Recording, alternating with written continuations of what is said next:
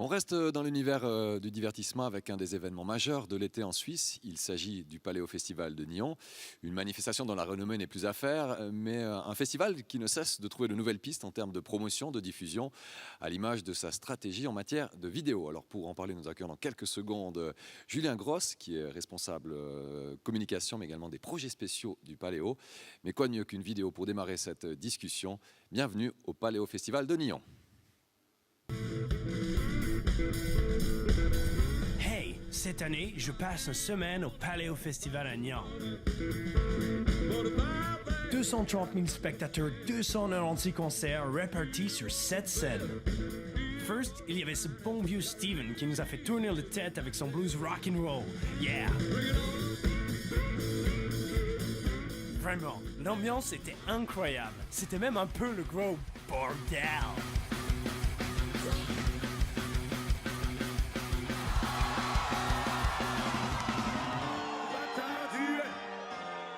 Tu l'étais, tu le restas, ni la vie je suis, j'étais et resterai, ni la vie je suis, j'étais. J'ai pu voir Stromae et Elton John avec plus de 45 000 personnes. Raise a train, spit your eye, top that train and hold it back, but I think it's gonna get you when the bitch gets back. La nuit, je dormais au camping. Il y avait du boue et de la paille. C'était un peu survival, mais c'était génial. J'ai couru pour écouter Maxime Le Forestier qui m'a mis l'eau dans les yeux tellement c'était fort. Toi, le frère que je n'aurai jamais, je suis moins seul de t'avoir fait pour un instant, pour une fille. Après, j'avais le dalle, comme vous dites en Suisse. Alors j'ai été manger un big fat steak de viande au village de Mende. Dimanche soir, on a eu droit à des concerts magnifiques comme Woodkid et Placebo.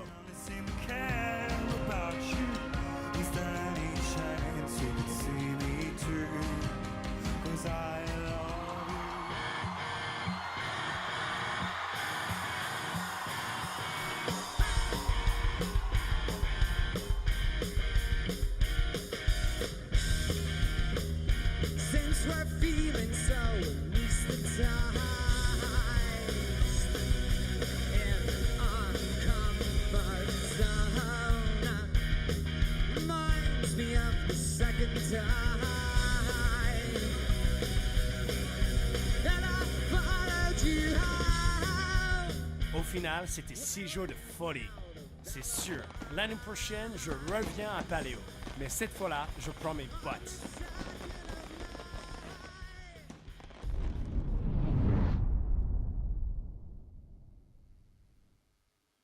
Bonjour, merci de votre présence ce matin. Vous expliquer un peu ce qu'on fait à Paléo après les deux premiers festivals de la matinée. Alors pour aller rapidement sur une présentation du festival, avoir les têtes dans le public, je pense que vous le connaissez un peu tous. 230 000 spectateurs en 6 jours, 4 800 personnes pour nous donner un petit coup de main, 900 locataires, 24 millions de budget. Alors est-ce que Paléo, avec le développement des nouveaux médias ces dernières années, se transcende en médias? Je suis passé rapidement sur le chiffre tout à l'heure, à l'instant, pardon. On a 610 journalistes accrédités toutes les années pour 239 médias différents. Donc est-ce que Paléo devient le 240e média en couvrant notre festival? Alors, depuis quelques années, la presse écrite aime bien aussi descendre un peu leurs confrères de la TV et de la radio. Les audiences sont ce qu'elles sont également pour la presse écrite. Le report sur les écrans est évidemment là. On y travaille dessus avec les télés qui nous couvrent toutes les années pour essayer de trouver des angles qui sont un peu plus inédits, pour essayer de maintenir un peu l'intérêt du festival. Mais enfin, la télé est quand même un écran qui réunit encore tout le monde dans la famille, principalement pour le sport. Mais c'est quand même l'écran central dans le foyer. Alors, on va le voir tout à l'heure sur des chiffres qui sont sortis il y a quelques semaines. En fonction de la génération, etc., on le consomme différemment. Enfin bon, pour nous, la TV et la radio restent quand même deux médias à fort potentiel, et surtout qui qui touche une catégorie de public à qui on doit continuer à parler, même si ce n'est pas forcément toujours un public qui vient au festival. Là, je parle plutôt des politiques, des leaders d'opinion, du monde de l'économie. Ces gens ne vont pas forcément sur Dailymotion ou YouTube consommer du contenu, mais ils regardent le téléjournal à 19h30, ils écoutent le 12h30 sur la première ou d'autres médias nationaux. Donc c'est très important pour nous de pouvoir garder ce lien avec ces gens pour l'image institutionnelle du festival. Alors, c'est clair que du coup, il y a quand même une deuxième catégorie de personnes à qui nous voulons nous adresser. Et puis, c'est eux, c'est les ados, le jeune public. Alors, à Paléo, l'adolescent en mode festival, il ressemble plutôt à ça. Mais enfin bon, peut-être que le gars à droite sera celui qui décidera de notre sponsoring dans quelques années. Donc on a intérêt à bien le traiter, l'accueillir comme il faut. Celui de gauche, peut-être qu'il remplacera Darius Rochebin un jour. On ne dirait pas comme ça, mais du coup il y a un fort potentiel. C'est vrai que tant sur l'accueil dans le festival que sur l'image qu'on donne à l'extérieur du Paléo, c'est très important pour nous de développer cette relation très étroite avec ce nouveau public, qui soit toute sa vie du public récurrent du festival, ou alors justement que ces personnes prennent un certain essor dans leur profession qu'ils vont choisir par la suite. Donc sur l'accueil des ados, du nouveau public, les enfants ne payent pas jusqu'à 12 ans par exemple, il y a énormément de zones qui sont mises à disposition en fonction de l'âge des gens qui nous visitent, et du coup la politique de communication du festival s'en ressent également. Je vous parlais de ces chiffres tout à l'heure, ça a été publié par le Courrier international le mois passé. Alors bon, voilà, il n'y a pas de grosses nouveautés qu'on ne connaissait pas, mais c'est vrai que voilà, l'utilisation de l'écran, elle est là, et en fonction de la catégorie d'âge, les jeunes adultes, ils ont clairement changé leur habitude de consommation du contenu. Alors ça ne veut pas dire que les 18-24 ne vont pas aller regarder le téléjournal après sur l'application iPad. Mais on doit réfléchir à un nouveau contenu, chose qu'on a fait depuis quelques années maintenant, que je vais vous présenter. 1 million de vues, c'est ce qu'on va passer comme chiffre cette année sur le contenu que le festival a réalisé. Et à réaliser grâce à des vidéos de style que je vais lancer à l'instant pour s'adresser justement à ce nouveau public. C'est une équipe qui est complètement indépendante du festival, c'est des bénévoles du festival, mais ils sont indépendants de tout autre média.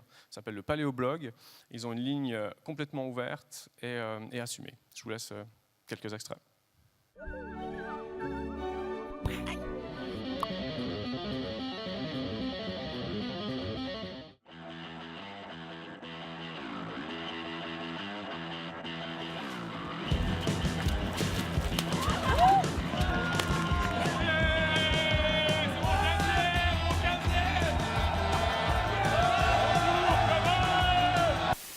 Quel est ce pays merveilleux que je chérisse.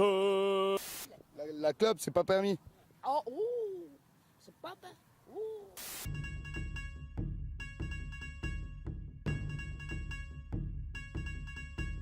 Live fast, die young, bad girls do it well. Live fast, die young, bad girls do it well. Live fast, die young, bad girls do it well. Live fast, die young, bad girls do it well. Pourquoi vous partez déjà? Ah mais sérieux, allez, répondez. C'est l'agneau. Ah, on y est, voilà, les raps du Paléo. Pourquoi vous cherchez des places? Bah, vous avez un panneau, cherche des places. Vas-y. Ça décoiffe? Vous cherchez des places ou pas? J'en ai. Ah, l'abordage! L'abordage, Moussaillon. Allez, dans la flotte! Justin Bieber est sur le campus du Paléo. Alors, Justin, comment ça va? Bien. Pardon. Sérieux? Ouais, pardon. Il aurait peut-être fallu prendre du L, non? Un niveau de quoi? La roue, elle est gratuite pour les roues.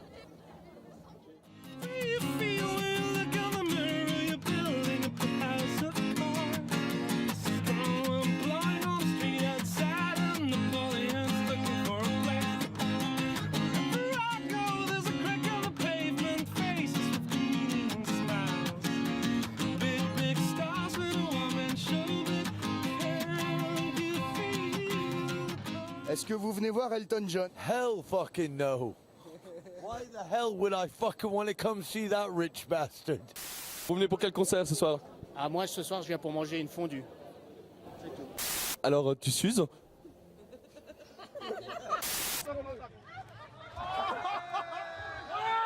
Cette fleur sauvage qui fait des ravages dans les cœurs d'enfants. Quelle triste nouvelle, l'homme invisible est mort. David Hasselhoff, c'est vous? David Hasselhoff?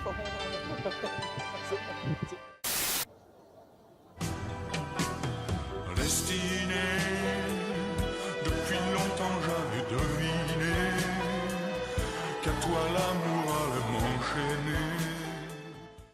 Regarde comme il fait beau dehors, c'est l'heure pour aller jouer. Regarde comme il fait chaud dehors, faut sortir s'aérer. Je m'en bats les couilles. Abattu par la fatigue d'avoir rien branlé. Le projet c'était de rien foutre et j'ai aucun plan B. La situation est véritablement catastrophique ici au Paléo. Vous le voyez derrière moi, un camp de milliers de sinistrés, les victimes de l'ouragan Patricia. Et t'as pas des si grandes oreilles, hein. Les tortues ninja commencent déjà à sortir de leurs égouts. Tu te laves jamais les mains après avoir pissé? Non, ça m'arrive pas souvent. Tu vas te laver les mains. Tu vas te laver les mains.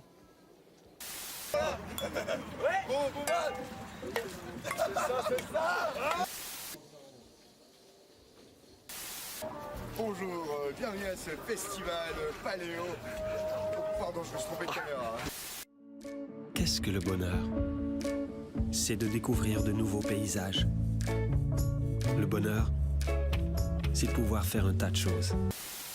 Une balade sur les plages de sable blanc. Des moments inoubliables entre amis. Le charme authentique des bungalows tropicaux. Vous avez déjà les pieds dans l'eau.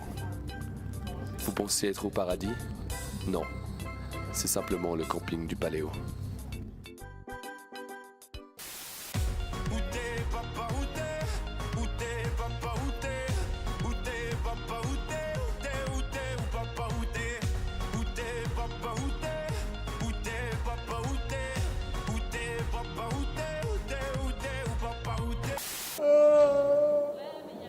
Papa, où t'es? Est-ce que vous auriez vu la chèvre de Monsieur Seguin? La chèvre.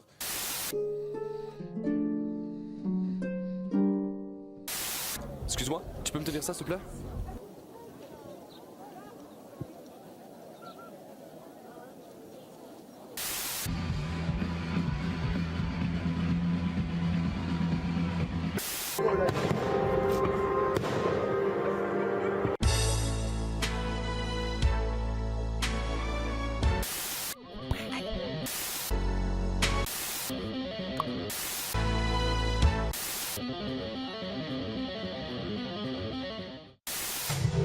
Le Paléoblog, c'est aussi 3 à 5 chroniques de concerts par soir, des centaines de photos mises en ligne, des concerts en streaming live et en VOD, une présence constante sur les réseaux sociaux, beaucoup d'amour et une grande équipe de bras cassés. À l'année prochaine. Voilà le style de contenu qu'on crée durant la semaine, très tard dans la nuit, vous avez pu le voir, vu l'équipe qui s'en occupe. L'évolution du contenu, il décolle drastiquement, vraiment de 2012 à 2013, on a doublé le nombre de vues sur nos contenus et cette année, je vous le disais à l'instant, on passe le million et ceci c'est avec l'aide de nos diffuseurs que je détaille tout à l'heure. Donc la demande, elle est là, alors c'est clair qu'on travaille sur de plus en plus de contenu, c'est ça qui est un peu difficile, c'est de garder une stratégie assez équilibrée et pas de varier non plus trop fortement le contenu parce qu'après au bout d'un moment il y a un peu des bouchons dans ce qu'on peut diffuser sur nos réseaux sociaux ou sites web. Donc c'est important quand même de garder une certaine stratégie sur tant les messages qu'on veut faire passer, sur les publics qu'on vise et éviter aussi de trop se perdre dans la multiplication des contenus et de garder un rendez-vous aussi quotidien avec les gens. Notre activité, elle ne dure que 6 jours. Donc il faut faire monter la pression très vite, la garder pendant les 6 jours et puis après gentiment redescendre. Donc il y a de grands enjeux pour pouvoir garder cette attention du public. Alors évidemment, notre site web nous aide bien. Ça, c'est les chiffres 2013 encore, on n'a pas encore les chiffres 2014. C'est le nombre de visites pendant le festival, donc pendant les 6 jours, des 2 300 000 visites, 8 millions de pages consultées. Bah, c'est évidemment un de nos premiers diffuseurs, c'est notre propre site web. Alors, les gens ne viennent pas forcément chercher du contenu vidéo sur le site tout de suite, mais par contre, la grille horaire, à quelle heure sont les navettes, etc. Donc là aussi, il y a une réflexion de notre part sur le site web sur comment on amène les informations. Alors la grille horaire, elle est bien mise en avant, mais enfin bon, il faut quand même la chercher un tout petit peu parce qu'on va profiter de montrer d'autres choses aux gens quand ils arrivent sur notre site web. Le Paléo, il est riche en termes d'activités, de zones, etc., qui ne sont pas forcément couvertes par les médias. Le village du monde, la zone HES, etc. Et c'est à nous, avec notre site web, de relever certains aspects du festival qui sont importants pour nous, tant sur les différentes zones que sur la programmation un peu plus spécifique qu'on pourrait avoir. Facebook, ben, évidemment, je ne vous apprends rien, ça nous aide aussi beaucoup à développer ce contenu et à le porter nous-mêmes plus loin via nos réseaux. 3 millions de personnes ont vu un de nos contenus dans leur feed durant juste les 6 jours du festival. À peu près 250 000 personnes durant le festival interagissent avec notre fanpage. Et donc c'est à peu près 4 millions de personnes qui ont vu du contenu associé à notre page Facebook. Quelque chose d'un peu particulier qu'on a testé cette année, c'est une campagne TrueView via le réseau vidéo de Google. C'est un teasing qu'on a créé quelques secondes, je vous le présente tout de suite. C'était avant la présentation du programme du mois d'avril. L'idée, c'était de réveiller un peu les gens. L'hiver est terminé, on est bientôt au mois d'avril, on va vous présenter notre programme. On avait aussi besoin d'attirer l'attention sur le public suisse-allemand, où on est un peu plus faible dans cette région-là du pays. Donc via le réseau vidéo de Google, le spot que je vous présente dans quelques secondes, on l'a diffusé à peu près 100 000 fois, dont 52% en Suisse allemande. Si les gens étaient intéressés par cette petite bande-annonce, il y avait un renvoi sur notre site web paleo.ch qui a été fait. La billetterie, le programme est lancé, la billetterie est ouverte et en fonction de la demande qu'il y a sur certains jours du festival, on avait les indications précises de Google, savoir quelles étaient les différentes régions qui avaient consommé ce spot, Zurich, Berne, etc. Et évidemment, on a une vague notion de quels sont les artistes les plus demandés en fonction des régions. 30 Seconds to Mars, par exemple, cartonne auprès des ados suisses-allemands. On aurait été en mesure de mettre en avant 30 Seconds to Mars uniquement sur Zurich, sur Berne, pour maintenir la pression sur la billetterie suffisante. Alors on n'a pas eu besoin du coup de passer sur cette deuxième partie de la campagne, attendu que nos billets sont vendus en 7 heures. Mais rien n'est jamais acquis et on cherche toujours ces nouveaux moyens de marketing pour pouvoir garder cette pression sur la billetterie. C'est vraiment hyper important pour nous. Donc le petit spot ressemblait à ça.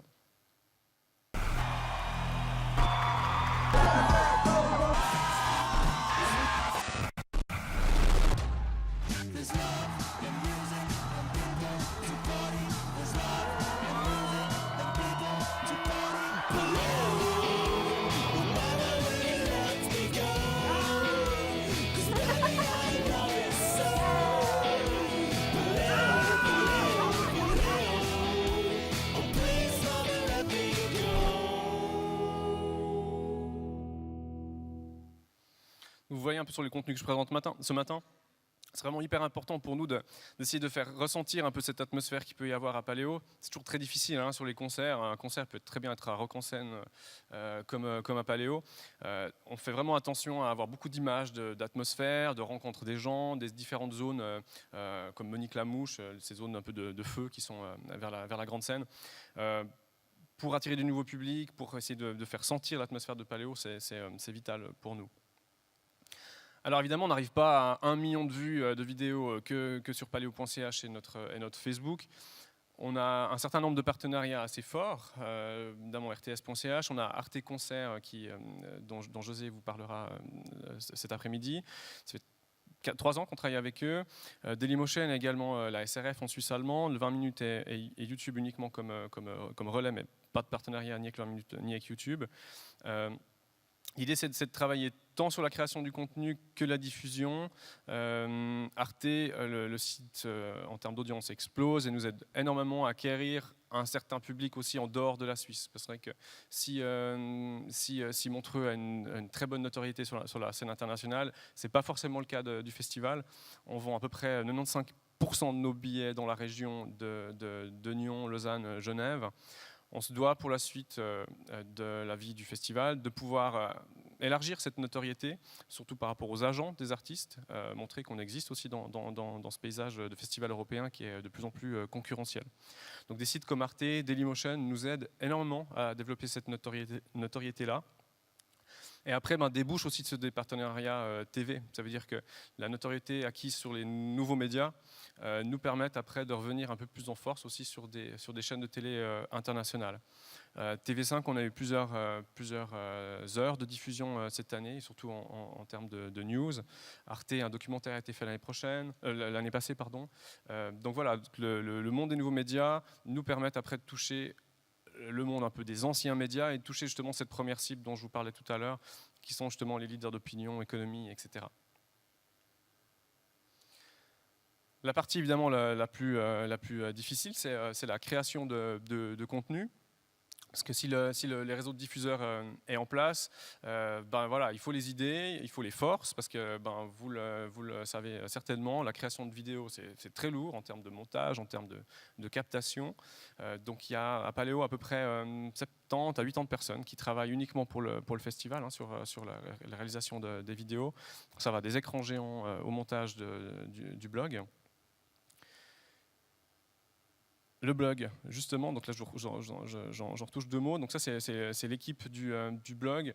Je vous le disais tout à l'heure, ils ont une ligne totalement indépendante de rédactionnelle. Alors évidemment des fois ça pose problème. En même temps on engage des artistes, donc c'est un peu difficile de donner des comptes rendus peut-être négatifs sur le concert. Donc il faut toujours qu'on pondère un peu nos propos en fonction. C'est vraiment un do-it-yourself revendiqué, tant sur les montages des vidéos que sur la partie rédactionnelle. Il y a aussi beaucoup d'écrits, de reportages photos. C'est des bénévoles qui viennent, mis à part mon collègue qui a le chapeau, Romain, au fond, qui travaille avec moi à l'année au festival. Sinon, c'est aussi des gens qui viennent 6 jours au festival aussi, ils prennent sur leurs vacances. Donc on ne peut pas leur demander non plus un rendement de 8h à 23h. Donc ils doivent aussi prendre leur pied et pouvoir s'amuser. Et du coup, ça se dégage beaucoup des vidéos que je vous ai présentées. Et ça marche parce que du coup, la vidéo du zapping, les extraits que vous venez de voir, ça a fait à peu près 200 000 vues sur les 6 jours. Un autre aspect, du coup, là, plus sur l'image institutionnelle du festival, ça fait une dizaine d'années qu'on travaille sur ce qu'on appelle le RPTV. Donc on engage une boîte de production complètement externe au festival. On crée 4 fois 15 minutes de contenu qui sont destinés aux membres de l'UR à Genève.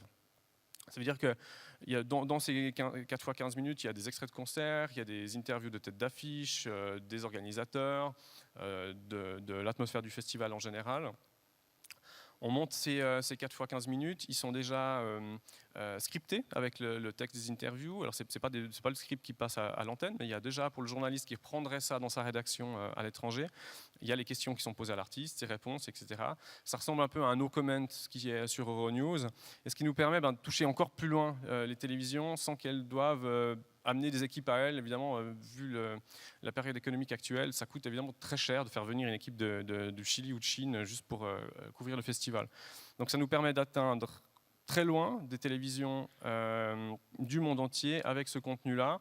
Et sur ces 15 minutes, libre à elles de couper certaines parties qu'elles n'aimeraient pas et puis de remonter comme bon leur semble. Ça fonctionne très bien. Je n'ai pas encore les chiffres 2014, mais les chiffres 2013, c'est plus de 22 télévisions qui ont repris notre contenu. Le best-of quotidien, pour celles et ceux qui étaient déjà dans la salle au début, c'est tous les jours, on crée 3-4 minutes des meilleures images du festival. Donc on tourne au 5D, le Canon 5D, des images d'ambiance du festival qu'on ajoute à des extraits. On s'est rendu compte que dans les accrédités côté médias du festival, qu'on avait de plus en plus de blogs, fait autant par exemple Fréquence Banane que par des petits jeunes dans leur cave qui veulent s'initier un peu au journalisme. Pour nous, c'est important de pouvoir les accueillir aussi au festival, ces gens, parce que de nouveau, c'est peut-être les journalistes de demain, que ce soit les Fréquences Banane ou un blog quelconque, c'est important qu'on puisse déjà développer cette relation étroite avec ces gens, même s'il n'y a que quelques pourcents d'entre eux qui vont continuer dans cette voie. En même temps, on se doit aussi un peu de maîtriser le contenu qui sort, parce que ces gens n'ont pas forcément les capacités et les moyens de pouvoir développer un contenu suffisamment léché et qui retransmette bien l'ambiance du festival. Donc toutes les nuits, on livre vers 4 h du matin ce cours best-of à des médias sélectionnés, y compris ces blogs, le 20 minutes également, surtout dans l'idée de toucher les pendulaires le lendemain matin qui se réveilleront vers 7 h du matin pour aller au travail. C'est-à-dire que grâce aux 20 minutes, notre site web et ces différents blogs, dès le matin, on est en mesure de livrer du contenu très tôt aux gens qui viendront peut-être le soir chez nous, mais puis de rester du coup très tôt dans la journée déjà dans cette atmosphère du festival. Donc le rythme de travail évidemment très dense, hein, parce qu'il faut qu'on puisse livrer, les journées sont évidemment très longues pour qu'on puisse terminer à 4 h du matin avec la livraison de ces extraits.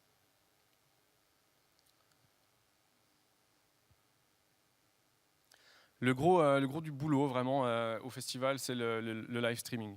Il y a un engouement pour la consommation de concerts qui devient de plus en plus dingue. Donc évidemment, les majors sont vite aperçus.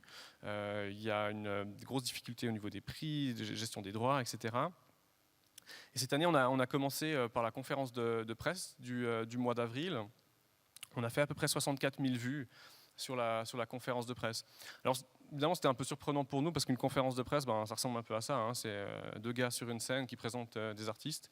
C'est pas forcément très sexy comme contenu à mettre en avant en vidéo.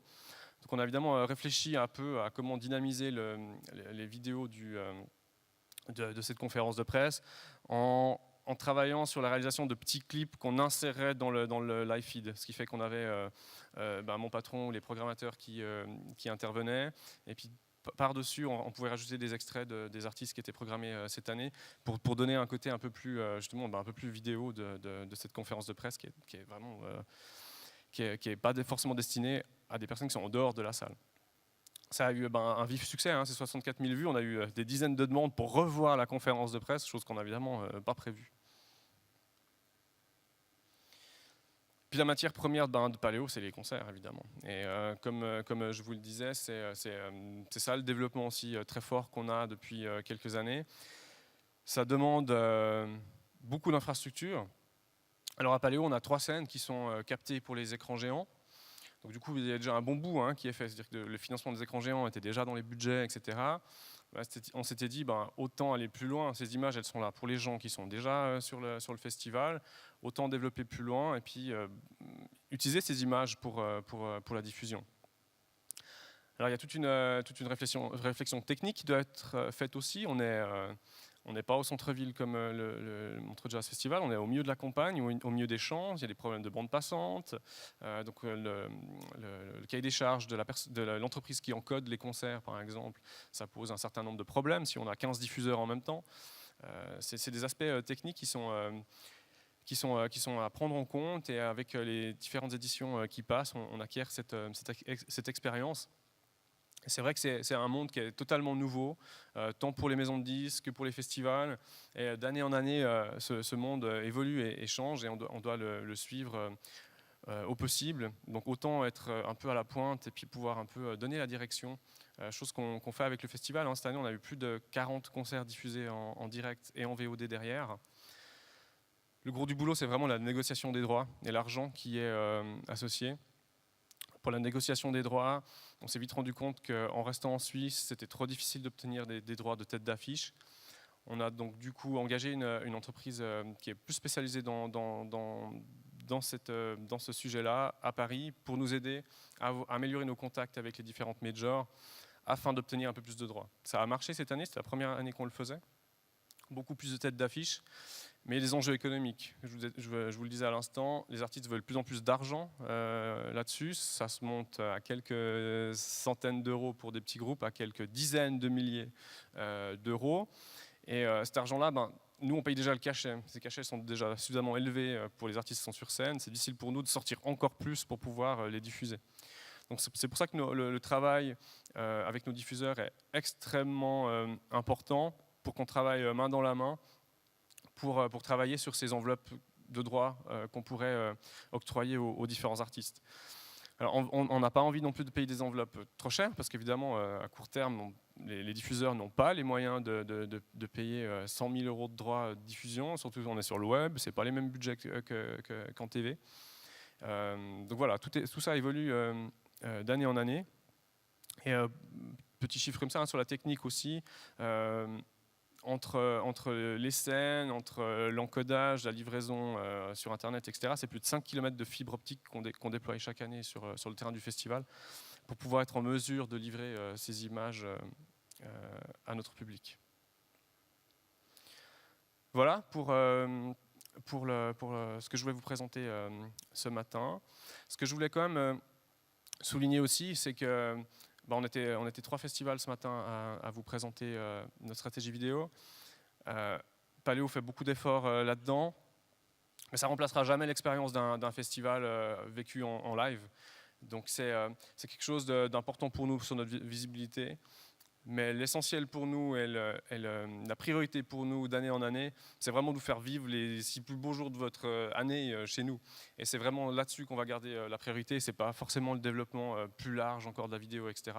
Mais c'est vraiment l'expérience que vous allez pouvoir vivre en venant chez nous. Merci de votre attention.